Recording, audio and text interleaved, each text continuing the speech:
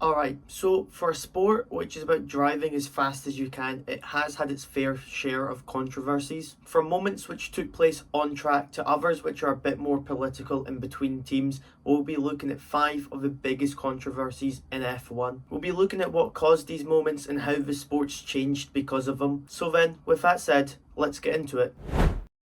Alright, so to begin with, we'll be looking at one of F1's biggest controversies, Crashgate. Imagine asking one of your own drivers to crash just so your other driver would have a better chance of winning. The Singapore Grand Prix back in 2008 was the very first F1 night race. However, it will be remembered for something completely different. Fernando Alonso started way down on the grid, so no one ever expected him to be able to win this race. During the race, on lap 15, Fernando Alonso's teammate Nelson Piquet Jr. crashed into the wall. At first, everyone just thought, well, that's just a bit unfortunate, isn't it? The safety car comes out, strategies get shuffled about, and Alonso finds himself in the perfect position to be able to go for and win the race. Nothing really looks suspicious at all, until a year later when Piquet was dropped by Renault mid-season. Piquet went to the FIA to tell them what the team had asked him to do that night. Due to his frustration, it turns out, over the radio, he'd been told to deliberately crash in order to help Alonso win the race. Imagine that, a team had manipulated the race results in order to win. Eventually, Renault went on to admit what they'd done, and team boss Flavio Briatore was banned from F1, although this was later overturned. But then, the story doesn't end there. The biggest loser of all of this was probably Felipe Massa. He was leading the race before the safety car came out, and after the safety car, he was just dropped out of contention for the race win. Later on that year, he then went to lose the world title to Lewis Hamilton by just 1 point. Years later, Massa tried to take the race results to court to get them overturned. He argued that the Singapore scandal should have been dealt with a lot sooner.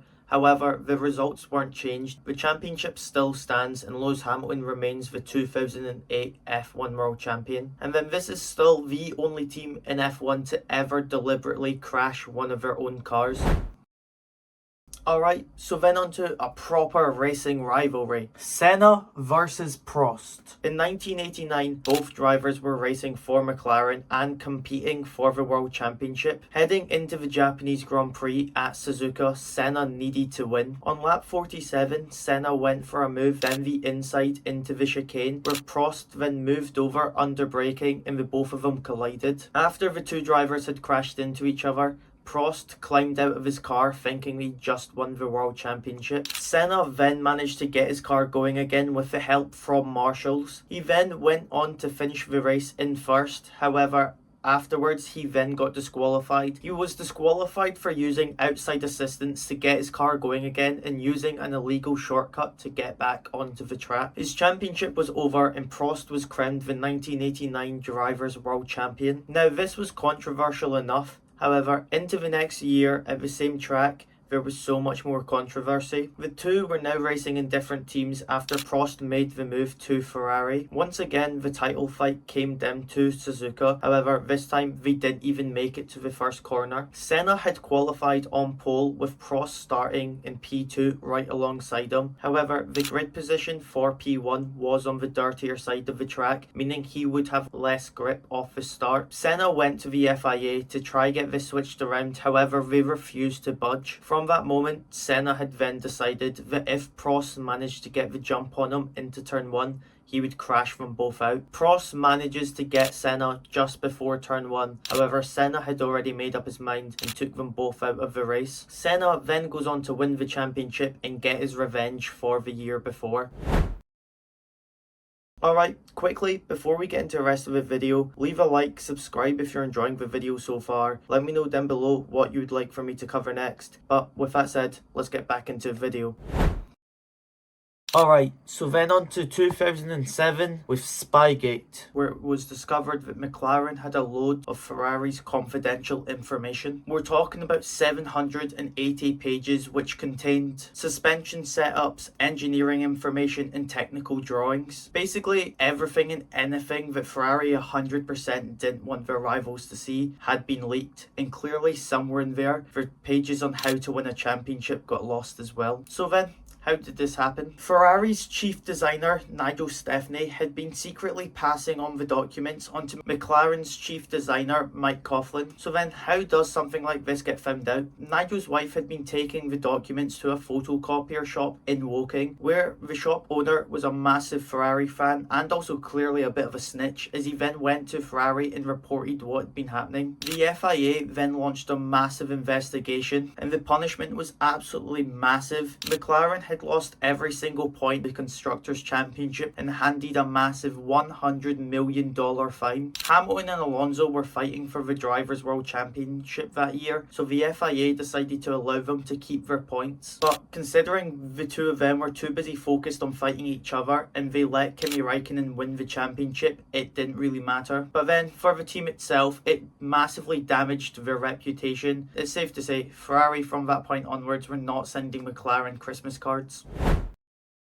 Schumacher in 1994 and 1997. Right, so speaking of dramatic title fights, the 1994 championship came down to the final race in Adelaide. All Michael Schumacher had to do to become champion was finish ahead of Damon Hill. During the race, on lap 36, Michael Schumacher clipped the wall and Damon Hill saw the opportunity into the next corner, so tried to move down the inside. Schumacher then turned into the corner, the two cars collided and both cars would then go on to be out of the race, which handed Michael Schumacher the championship. The question was, did Schumacher know what he was doing? Some fans think he did it on purpose in order to win the championship. Others think it was just a simple racing mistake and he didn't see Hill on his inside. The debate was left for a while and everything had quieted down until 1997. Again, in 1997, Schumacher was leading the championship coming into the final race over Villeneuve. On lap 48, Villeneuve made a move down the inside of Michael Schumacher. Schumacher then turned into the corner, hitting Villeneuve. However, this time it was only Schumacher which had to retire from the race. Villeneuve went on to finish that race, finishing in P3 and becoming the 1997 F1 World Champion. After the race, the FIA went on to disqualify Michael Schumacher for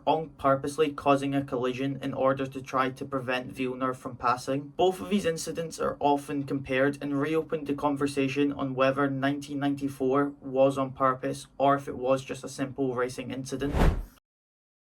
Alright, so let's be honest, you knew this one was coming. Abu Dhabi 2021. This is probably the most well-known moment in the entire of F1's history. The entire season, 22 races, all the battles and crashes had been leading up to this. Lewis Hamilton and Max Verstappen arrived to Abu Dhabi both on 369.5 points each, and it was a scenario of winner takes all. It was either going to be Lewis Hamilton's 8th championship or Verstappen's first, and honestly this might be one of the best title fights in F1's history. For most of the race, it looked as if Lewis Hamilton was on for an easy win and ready to take his 8th championship. However, then on lap 53, Nicholas Latifi just got a bit bored and binned it into the wall. The safety car comes out and then this is where everything kicks off. The race director at the time, Michael Massey, had made the decision that the lapped cars in between Hamilton and Verstappen were allowed on through and the race would restart with just one lap left. Verstappen was on fresh, soft tyres. Hamilton was on old, hard tyres, which he'd been on since lap 15, as there wasn't a safe opportunity for him to pit when the safety car came out. Then the race restarted on the same lap that the lapped cars were allowed on through, which went against the FIA's rules. Verstappen, then on his fresh, soft tyres, made the move up into turn 5 on Hamilton, lunging down the inside and ultimately taking the championship. The reaction afterwards was just absolutely crazy. Mercedes tried to protest the results, but nothing ever happened from it. The FIA then later admitted that the procedures just hadn't been followed and made major changes for next year. Michael Massey was then also removed from his role as race director. No matter what side you're on, you cannot deny that this is probably the most controversial end to an F1 championship, with many of the fans believing that the FIA had prioritised entertainment over following its own rules. So that was 5 of the biggest controversies within F1, and for a sport that's about building the fastest car or driving as quickly as you can, there sure has been a lot of controversial moments. No matter how controversial some of these moments are, it is just what makes F1 so awesome. So if you enjoyed this video, leave a like, subscribe for more F1 content. Let me know down below what you would like for me to cover next. But with that said, I'll see you in the next one.